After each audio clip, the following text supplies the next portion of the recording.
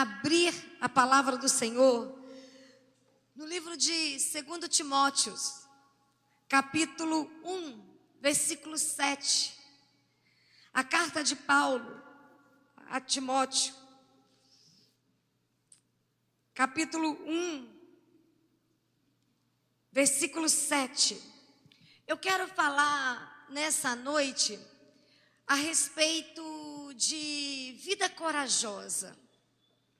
Nós estamos caminhando para o final do ano, e quando vai chegando o final do ano, nós vamos sendo provocados a fazer avaliações, a tomar decisões, e é muito importante se eu e você conseguimos olhar e dar uma resposta corajosa para o nosso estilo de vida.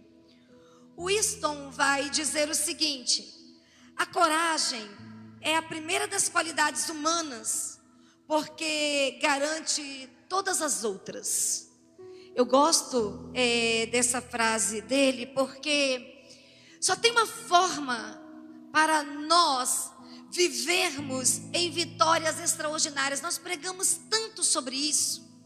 Nós fazemos campanhas, nós oramos, nós jejuamos, nós incentivamos, e nós queremos que em todas as áreas da sua vida você viva isso que nós chamamos de vitórias extraordinárias. Ajudar você um pouquinho, né, Sara, hoje? Gente, elas nunca conseguem uma foto boa. E essa vitória extraordinária tem um sentido para cada um de nós, no seio da família, na vida profissional, na vida ministerial. Mas eu gosto muito também de Maicon quando ele vai dizer que coragem é a resistência do medo, é o domínio do medo e não a ausência do medo. Eu não sei se você já teve situação aonde você sentiu profundo medo. Eu já enfrentei situações nas quais eu senti medo muito forte, e isso é muito ruim. Mas se eu e você queremos entrar então nessa estação de vitória extraordinária, eu e você vamos precisar nos deixar desafiar. E esse desafio, ou esse autodesafio, é uma avaliação verdadeira a respeito de nós mesmos. Não a respeito dos outros e das circunstâncias, mas a respeito de nós mesmos. Porque eu e você precisamos que algo diferente aconteça conosco. Eu não sei se você está inquieto, eu não sei se você tem questões para resolver, eu não sei se você está com muita expectativa do novo de Deus. Eu quero dizer para você que eu estou. E se eu estou, eu e você vamos precisar viver numa dimensão espiritual. E viver numa dimensão espiritual é vencer o medo, porque o medo também é uma ação espiritual, que muitas vezes paralisa paralisa você, paralisa a nossa caminhada. E Paulo, escrevendo a Timóteo, ele fala de algo que mexe muito comigo. Vamos lá ler a palavra do Senhor. Ele diz assim, 2 Timóteo capítulo 1, versículo 7. Deus não nos deu espírito de covardia, mas de poder, de amor e de equilíbrio. Então, quando Paulo está escrevendo essa carta a Timóteo, ele refere o fato de que Deus não te deu uma vida fundamentada no medo. Deus não te deu uma vida fundamentada na covardia. Eu e você precisamos entender a verdade de Deus e aplicar essa verdade em nós. Se Deus não nos deu uma vida fundamentada no medo e nem na covardia, eu e você vamos precisar avaliar essas questões que trazem conflito para nós. Quando eu olho para essa expressão, espírito de covardia, se você vai para o original no grego, essa expressão, espírito de covardia, ela tem o seguinte termo: deilos ou deina, que é ficar esquecido, não ser lembrado. Então, carregar o espírito de covardia, ou nos movimentar nesse espírito de covardia, é viver uma vida aonde nós não seremos lembrados, aonde nós ficaremos esquecidos. Quando eu olho para essa afirmação, que quem vive na dimensão do medo é esquecido, quem vive na dimensão do medo se torna uma pessoa paralisada. Isso quebra os padrões de Deus, porque Deus nos eternizou para a vida. Por isso que nós caminhamos firmemente em direção à eternidade. E aí Paulo, pastoralmente, ele vem trazendo para nós que nós lidamos com 4 estruturas de medo. Independente da sua cultura, independente da sua experiência, independente de onde você está nesse momento, qual é o nível de maturidade que você tem, você lida com 4 estruturas de medo. Você lida com o medo da perda. Eu e você temos medo de perder. Temos medo de perder o emprego. Temos medo de perder o cônjuge. Temos medo de perder os filhos. Temos medo de perder os pais. Temos medo de perder a segurança. Temos medo de perder a saúde. Eu não sei você, mas como psicóloga, uma das coisas que me assusta é a perda do domínio mental. Quando eu vejo uma pessoa tendo declínio mental, isso me apavora. Então esse medo, ele está presente na vida de todo ser humano. Então você tem medo e eu tenho medo. A minha aflição pode ser diferente da sua, mas o medo de perder pessoas significativas ou coisas significativas vão nos rodear diariamente. Mas nós também temos medo do fracasso. Não só medo de perder, nós também temos medo de fracassar. Nós temos medo de fracassar como pais. Nós temos medo de fracassar como líderes, como profissionais. Nós temos medo de fracassar nas pequenas tarefas que são colocadas a nós. Eu não sei você, mas já foram colocadas situações muito difíceis nas minhas mãos, que eu tinha medo de não dar conta. Eu já falei para vocês que quando eu vim transferida para Muriaé, um dos medos que permeava o meu coração era que a igreja que estava comigo lá em Cariacica era uma igreja que eu tinha pegado com 15 pessoas. Aquela igreja cresceu comigo. Então eles tinham a minha identidade. Aquele povo confiava em mim, aquele povo me amava. E como deixar de pastorear aquele povo que confiava em mim, que chegou comigo, que andava comigo, para pastorear um povo que eu não conhecia a estrutura, não conhecia a experiência de fé. E eu tinha muito medo de não dar conta. Eu tinha muito medo de não dar certo. Eu já vi muitos amigos serem muito bem-sucedidos em alguma comunidade de fé e em outras eles fracassarem poderosamente. E quando eu testemunhava amigos sendo bem-sucedidos em uma comunidade de fé, sendo transferido e fracassando na outra comunidade, eu também tinha muito medo disso acontecer comigo.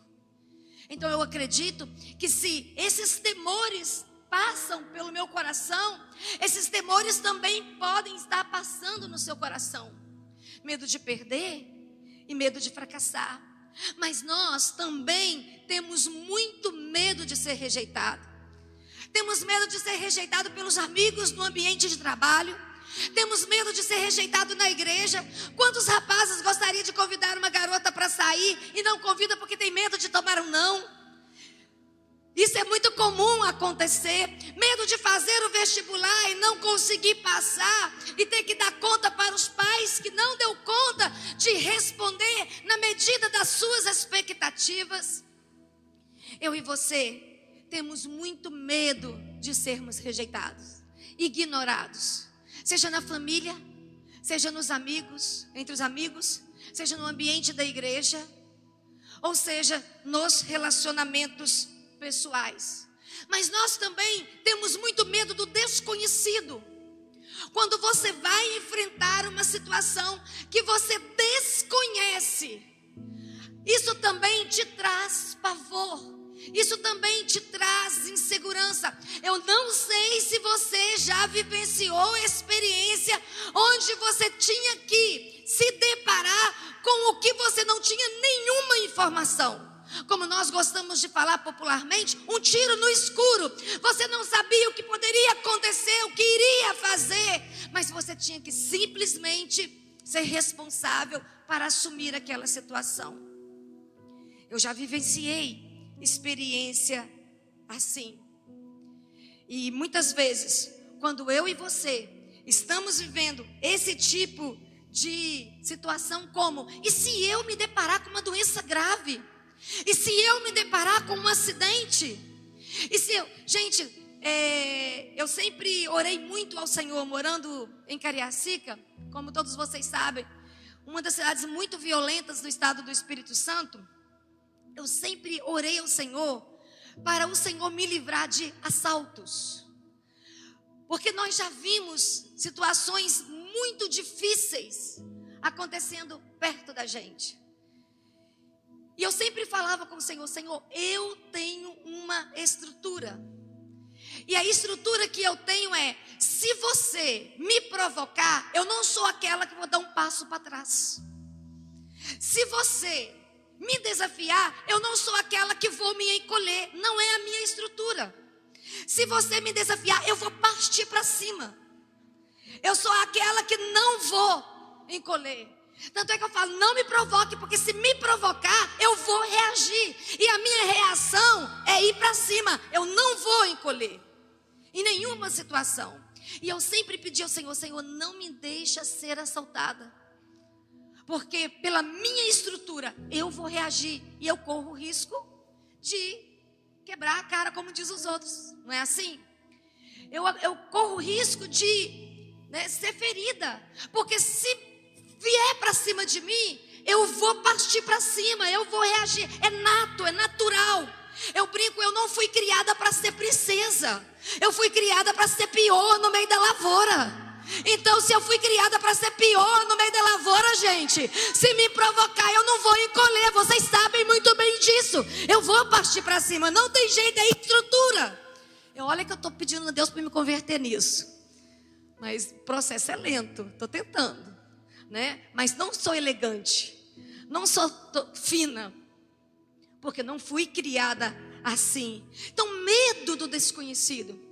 E muitas vezes eu vi Deus me livrar. Eu me lembro um dia que na rua da nossa igreja, vários assaltos, vários sequestros, independente do horário. E um dia eu, saindo da porta do templo, eu peguei uma arruela e eu vi quando um cara estava vindo. E eu pensei assim: meu Deus, esse cara vai me assaltar. E ele começou com passos largos, mas era uma dupla. Ele tinha vindo pela rua de baixo, o outro pela rua de cima, e eles tinham combinado de realmente assaltar a pessoa que estivesse nesse trajeto que eu estava fazendo. Só que o cara que estava, companheiro desse que estava vindo atrás de mim, resolveu pegar a garota que estava passando de bicicleta próximo a mim. Ai, irmãos, vocês têm noção do que aconteceu? Gente, eu fui igual uma leoa para cima do homem. Tinha um cara que saiu com a pá. Gente, aquela pá virou uma ferramenta para mim de livramento. Então eu quero dizer para vocês que eu e você temos medo do desconhecido. E eu sempre pedi: Senhor, não me deixa ser assaltada, porque se eu for, eu vou reagir e eu vou acabar sendo morta, sendo machucada, porque é algo natural, é algo enraizado. E eu tenho certeza que da mesma maneira que eu lido com esses medos, que eu lido com essas dramas, que eu lido com essas fragilidades, você também lida com essas fragilidades. Você também esses medos. Só que quando eu e você olhamos para a palavra do Senhor, nós vemos Paulo deixando 3 chaves muito especiais para Timóteo. E essas 3 chaves que Deus deixa para Timóteo, através do ensinamento de Paulo, Deus traz para mim e para você nessa noite, porque é tempo de crescer, é tempo de amadurecer, é tempo de romper, é tempo de não ter vergonha das suas fraquezas. Eu não tenho dificuldade nenhuma de falar das minhas fragilidades, porque as minhas fragilidades inspiram você a mudança, inspira você a transformação, inspira você a crescimento, e isso nós vamos andando na presença do Senhor. Então a palavra de Deus vai nos dizer: Deus não nos deu espírito de covardia, mas de poder, amor e equilíbrio. Parte 7b, poder. Quando a gente olha para esse termo poder, nós estamos falando de força, nós estamos falando de habilidade, nós estamos falando de realização de milagres, nós estamos falando de poder moral, nós estamos falando de excelência de alma, nós estamos falando de poder de influência, nós estamos falando dos próprios riscos, de oportunidades que eu e você precisamos exercer. Só que quando a gente olha para essa palavra, eu convido você a ir para João capítulo 15, versículo 5, dizendo: eu sou a videira, vocês são os ramos. Se alguém permanecer em mim e eu nele, esse dá muito fruto, pois sem mim vocês não podem fazer coisa alguma. Então o que eu e você precisamos entender nessa questão de poder? Tudo que eu e você conquistamos, nós precisamos ter clareza que sem Jesus não é conquista. Você pode conquistar a melhor profissão, você pode conquistar a melhor estrutura, você pode ter as melhores habilidades, mas sem Jesus, eu quero dizer para você que isso não é nada, porque a maior força se encontra no coração daquele que te chama pelo nome, quando a palavra do Senhor diz que só nele nós vamos continuar frutificando. Só nele nós vamos continuar crescendo. Só se nós formos um ramo enxertado nele, nós vamos vivenciar de forma real aquilo que só ele pode fazer em nós. Mas quando eu olho para esse termo poder, eu me volto também para a palavra de Jeremias. Jeremias capítulo 17, versículo 5, quando o próprio Jeremias vai dizer que maldito é o homem que confia no homem, que faz da humanidade mortal a sua força, mas cujo coração se afasta do Senhor. O que Jeremias está dizendo? Não é que eu não posso confiar em você e que você não pode confiar em mim. Não que nós não possamos confiar um no outro. O que Jeremias está dizendo: maldito o homem que deixa de crer no Senhor. Maldito o homem que deixa de depender do Senhor. Maldito o homem que passa a acreditar que todo poder encontra-se na força das suas mãos e na força do seu saber. Maldito o homem que acredita que pode viver sem o Senhor, sem a intervenção do Senhor, sem o livramento do Senhor, sem o sustento do Senhor e sem o poder do Senhor. Marcos, capítulo 8, versículo 15. Jesus faz uma advertência muito interessante, porque ele vai dizer que aquele povo, os discípulos que estavam em torno dele, aqueles que estavam decidindo caminhar com ele, precisava ter cuidado com o fermento dos fariseus e também com o fermento de Herodes. Essa era a orientação de Jesus para os ouvintes da sua mensagem. E a orientação de Jesus para os ouvintes da sua mensagem era dizendo para eles: olha, o fermento dos fariseus é a religiosidade. E eu estou dizendo para vocês que vocês precisam ter muito cuidado para não ser envolvido, para não ser movido por essa visão. Porque a religiosidade sem a vida de Deus, ela é perigosa, porque ela te cega, ela te castra, ela impede a manifestação do poder e da graça de Deus na sua vida. Mas ele também vai fazer menção que era necessário se cuidar muito para não ser envolvido com o fermento dos fariseus, que era a estrutura de religiosidade rígida que eles viviam. Mas ele também fala de Herodes. E a representação da cultura de Herodes era a força do braço, a força do conhecimento. O que Jesus estava dizendo, ambos era veneno para o coração. Tanto eu ficar na loucura de achar que a força pessoal, que a minha inteligência, a minha capacidade humana me coloca livre de ter que depender da bondade e do favor do Senhor. Conta-se uma história que quando Jesus ele faz essa menção, logo depois que ele faz essa menção, ele traz para os discípulos a palavra que se encontra em Mateus 17:20, quando ele vem tratando a questão da fé.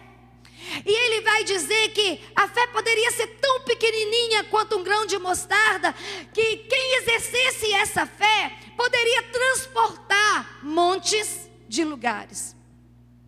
E por que Jesus usa toda essa analogia para chamar a atenção dos ouvintes que estavam à sua volta? Porque diz que Herodes construiu um castelo, segundo a história. Diz que Herodes construiu um castelo muito bacana, uma casa maravilhosa, mas ele estava insatisfeito porque na frente da sua construção tinha um monte que impedia a visão ampla que ele gostaria de ter, de desfrutar no dia a dia. E então Herodes, em um tempo que não tinha máquina, aí vocês têm noção do tempo e da dificuldade, que não havia a tecnologia que existe hoje para remover os grandes montes de terra, como aconteceu aqui, né, nas mais de 500 caminhões de terra sendo removido, e a gente foi vendo aquele barranco imenso ser sumido daqui de trás. Meses, anos de trabalho para que o monte que estava em frente à casa de Herodes fosse removida. E aí cria-se essa cultura, a força do braço de Herodes. E aí Jesus está dizendo: tome muito cuidado com a religiosidade, mas tome muito cuidado com a força do braço, porque vocês precisam entender que uma pequena fé pode movimentar muito mais os montes de lugar do que a força do braço humano quando está fora da vontade do Senhor. Eu já contei diversas vezes para vocês que visitando o Cairo, eu visitei uma igreja que chama-se Igreja do Lixão, que segundo a história, o monte foi transferido de lugar pela oração do missionário daquela igreja. E não é cristão que relata a história, porque lá os cristãos não podem serem guias turísticos. Então, a história vai contando, eles vão relatando e tendo que testemunhar. Depois, se você quiser, tiver curiosidade, quiser entrar na Igreja do Lixão lá em Cairo, você vai ver que somente o poder de Deus, se é verdade, que aquele monte foi transportado de lugar, para que aquela igreja pudesse nascer. E ela só é a igreja do lixão, porque o islâmico não pode ter contato com o lixo. E aí os cristãos se reunindo no lixão, eles estão livres de perseguição. E aí eles podem cultuar sem perigo. E aí eu quero dizer para você nessa noite, quando Jesus começa a falar, fazer essa analogia, Ele está dizendo para as pessoas que estavam à sua volta: vamos ter cuidado com a religiosidade, mas vamos ter cuidado com a força do braço. Não seja independente, dependa somente daquele que pode mover as coisas a seu favor. Simplesmente creia naquele que pode estar ao seu lado em todo o tempo, porque como filho eu faço sempre o que eu vejo Ele fazer, e a misericórdia e a bondade dele alcança a humanidade quando ela sabe exatamente quem Ele é. A religiosidade não te aponta essa verdade, e a força do teu braço não aponta essa verdade. Aquilo que o esforço humano é capaz de fazer tira a beleza do poder realizador do Senhor na sua e na minha vida. Mas Paulo não fala só de poder. Paulo também fala de amor. Se você vai para a parte C, você fala que recebemos poder, mas recebemos amor. Esse amor fraterno, esse amor de irmão, esse amor de afeição, esse amor de boa vontade, esse amor de benevolência, esse amor de cuidado, esse amor de perdão, esse amor que estende as mãos, esse amor que restaura, esse amor que declara a face de Cristo, esse amor que não esconde a bondade do Senhor através de nós. Paulo fala do poder, mas Paulo traz também a força do amor.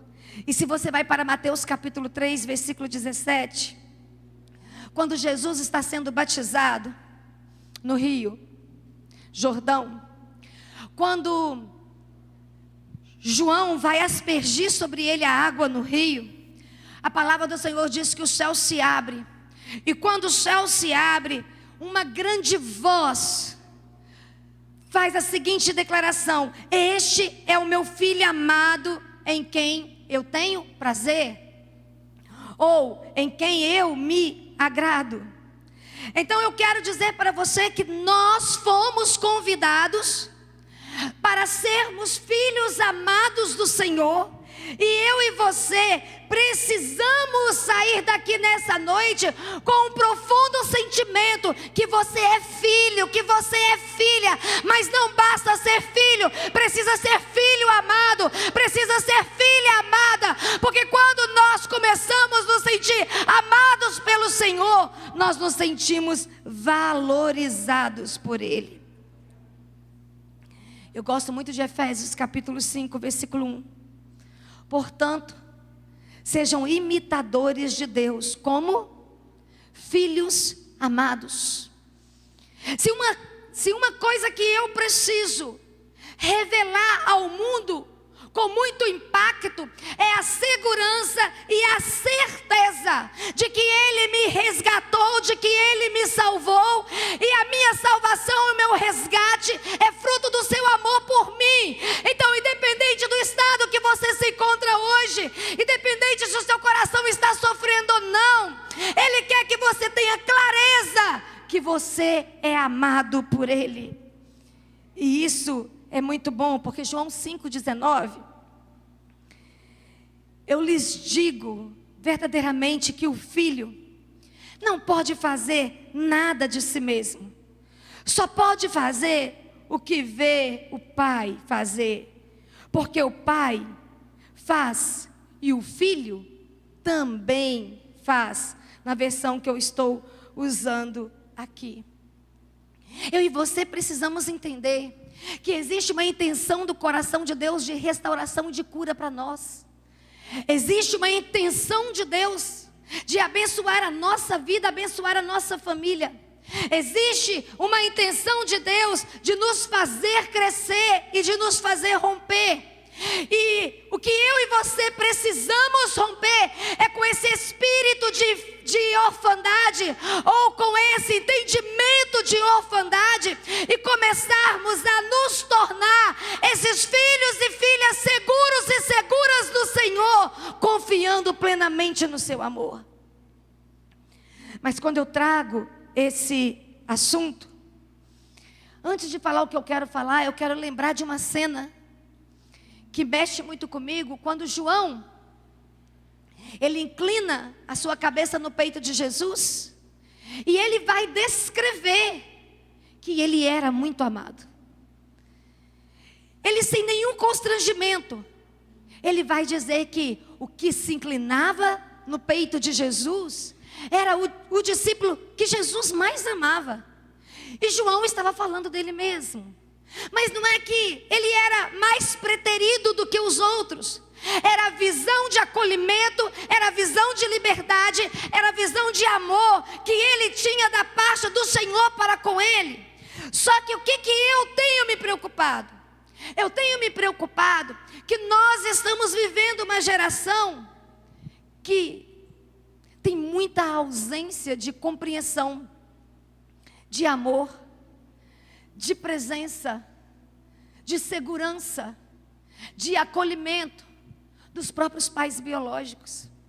Gente, eu vou dizer para vocês, vocês orem por mim, porque tem vez que me dá uma indignação.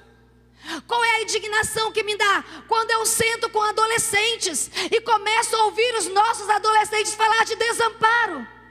Quando eu sento com nossos adolescentes e eu começo a ouvir os nossos adolescentes falando de solidão, falando de insegurança, falando de ausência da presença dos pais. Gente, um fogo cresce dentro de mim. Quantas vezes eu chego em casa e eu ligo para o meu filho e eu falo assim: glória a Deus que eu sou uma boa mãe. Glória a Deus que nunca faltou correção, nunca faltou investimento, nunca faltou apoio. Se tem uma coisa que o meu filho nunca vai poder dizer, é que eu não estava lá para apoiá-lo nos sonhos, nos projetos, nos desafios e nas dificuldades. Mas quantos jovens e adolescentes, quantos homens e mulheres nós temos hoje dentro do nosso gabinete, lamentando a presença dos pais. Pais ausentes, pais irresponsáveis, pais emocionalmente doentes. E isso traz indignação no meu coração.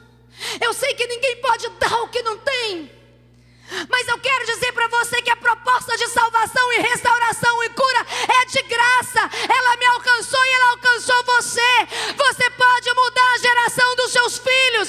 Você pode mudar a história dos seus filhos. Você pode mudar a vida dos seus filhos, tendo um encontro com Jesus e revelando esse amor poderoso de pai e mãe no coração dos seus filhos.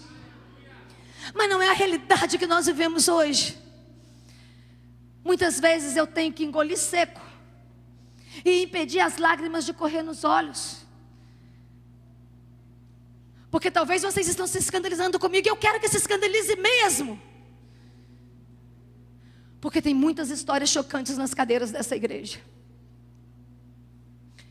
Tem muitas histórias de abandono, de pais que moram na mesma casa. Tem muitas histórias de agressões psicológicas, emocionais, no seio das nossas famílias. Só que quando nós olhamos para a palavra do Senhor, nós estamos encontrando um Jesus que está falando de amor, que está falando: olha, você precisa ser filho amado. E se você é filho amado, se você é filha amada, não tem como ser amado e não amar. Não tem como ser acolhido e não acolher. Não tem como ser perdoado e não perdoar. Minha querida, meu querido, se você está andando no campo da ausência de perdão, então por favor, faça uma aliança com o Senhor nessa noite. Porque quem recebe perdão, perdoa. Quem ama, também ama. Aliás, quem é amado também ama. E quem é curado, promove cura. eu fico pensando, algumas histórias que eu ouço, eu fico pensando, mas como pode isso? 2024, como pode? Com todo o suporte que nós temos, com todo o conhecimento que nós temos, como que pode ter pessoas tão irresponsáveis, tão vazias, tão feridas, e tão sem Deus?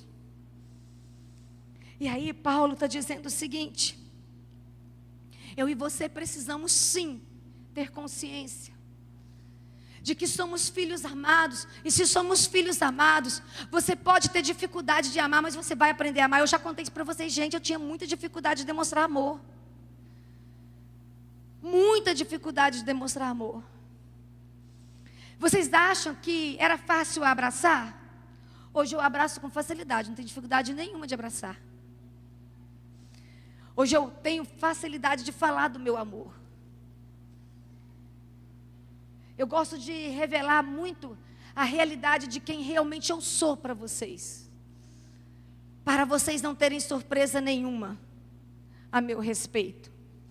Quem está acompanhando a nossa devocional dos nossos 100 dias de jejum, eu acho que foi a devocional de ontem, se eu não estou equivocada.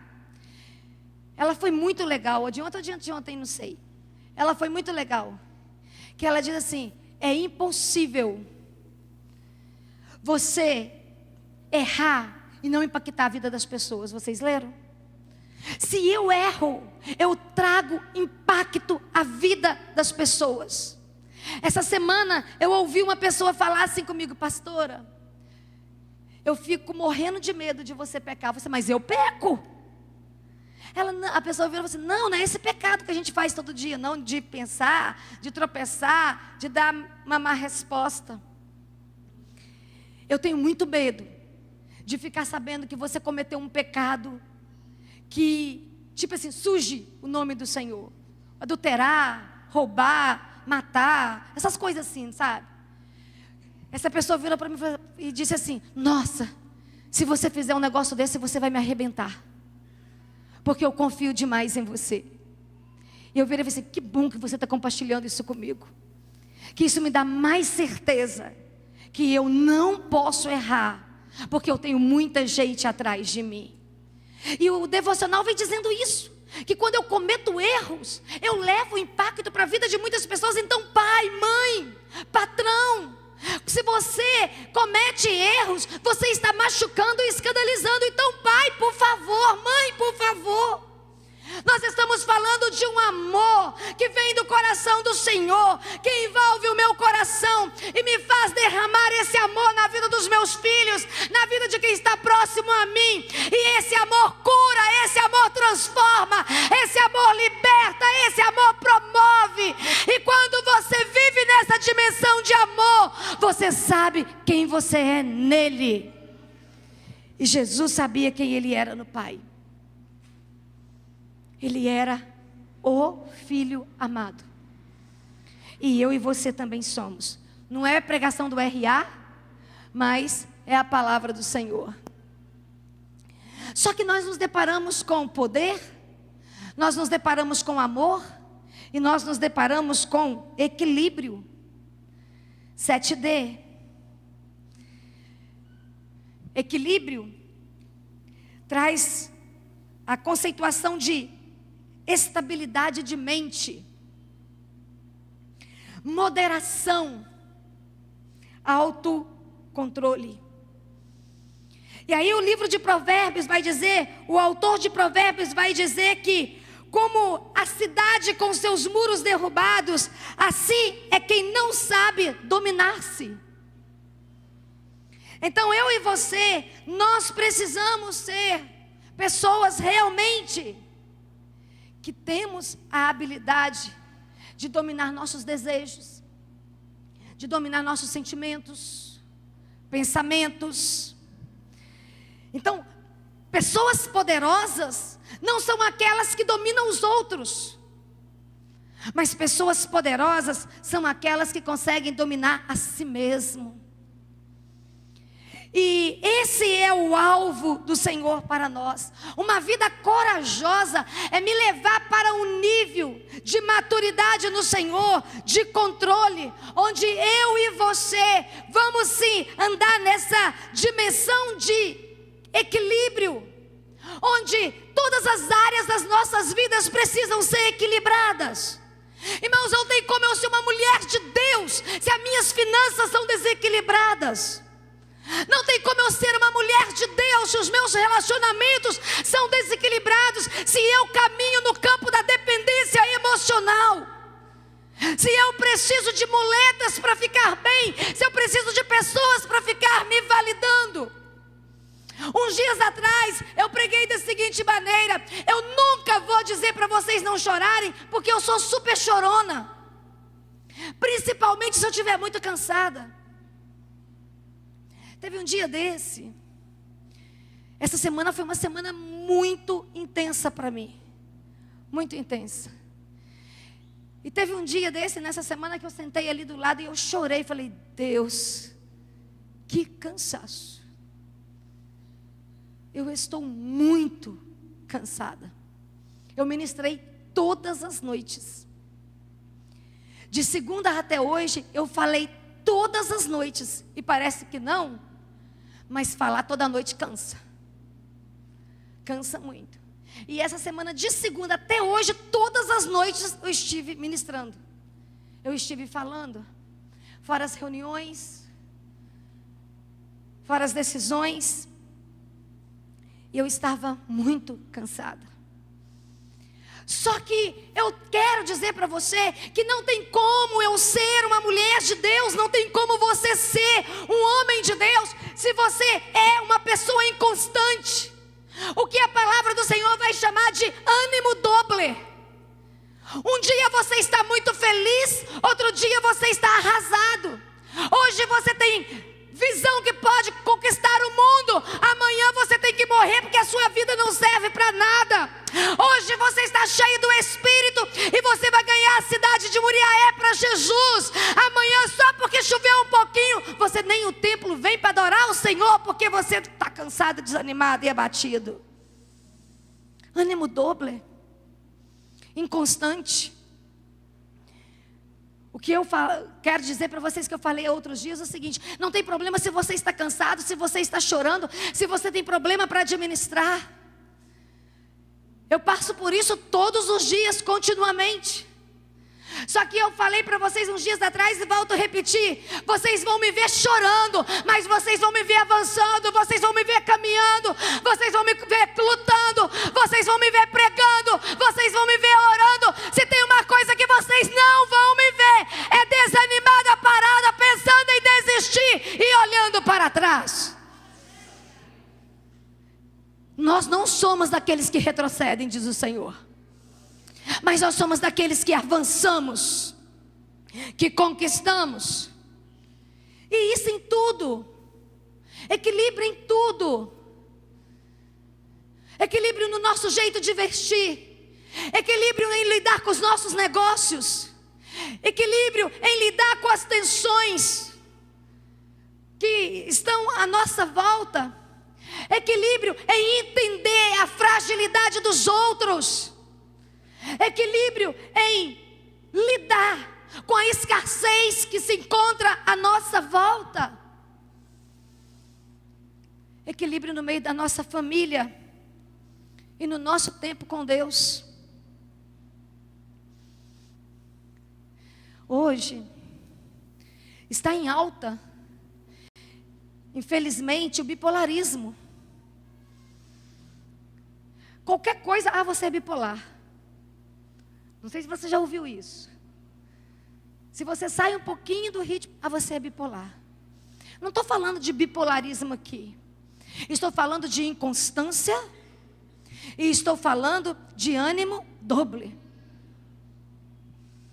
Estou falando de, hoje você está cheio de Deus, falando em línguas, vendo o anjo, profetizando, e amanhã você está dando desculpa para responder o que o Senhor está te chamando para fazer. Gente, sempre foi desafiador. Mas eu aprendi com Deus. De todos os defeitos que eu tenho, esse eu não tenho. De não ser perseverante. Pensa numa pessoa que é perseverante. Quando ninguém está acreditando, eu continuo acreditando. Quando ninguém quer investir, eu ainda continuo querendo investir. Quando ninguém está acreditando que aquela pessoa pode ser transformada e se tornar uma pessoa boa, eu continuo acreditando que ela pode ser transformada. E o nosso devocional dos 100 dias de oração, não foi não, foi o outro. É tantos devocionais, né, gente? Trouxe uma mensagem esses dias que falou da característica de quem tem o coração puro. E a característica de quem tem o coração puro não é quem não comete nenhum erro. Não é quem não fracassa em nada.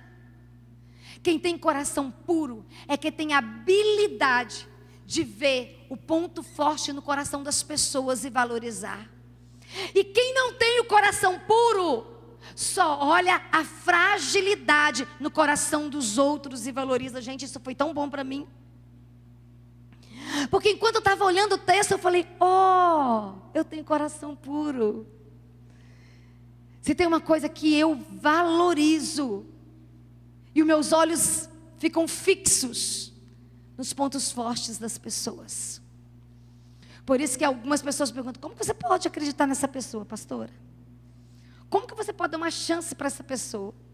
Porque eu estou olhando os pontos fortes que ela carrega. E aí eu quero dizer para você nessa noite, que o nosso desafio é caminhar em poder, é caminhar em amor, é caminhar em equilíbrio, porque nós estamos em 100 dias de oração, e os nossos 100 dias de oração é para essa igreja viver o extraordinário do Senhor. Ei, prepara o seu coração, porque você vai ser surpreendido por uma onda de graça que vai envolver essa igreja, vai chegar na sua casa, vai impactar a sua família, e você vai se alegrar no Senhor por todo o bem que o Senhor está fazendo com você. Por isso nós precisamos nos alinhar em poder, amor e equilíbrio. Aí nós vamos lembrar de Josué, capítulo 1, versículo 7. O que Josué, capítulo 1, versículo 7 vai dizer? Que é um dos meus textos prediletos. Nossa, vocês já cansaram de ouvir isso, né? De vez em quando eu estou assim, esse é um dos textos prediletos. Tenha cuidado de obedecer toda a lei que o meu servo Moisés lhe ordenou. Não se desvie nela nem para a direita nem para a esquerda, para que você seja bem-sucedido por onde quer que andar. Então eu quero dizer para você que a nossa orientação é sermos cuidadosos. A orientação para nós é sermos obedientes.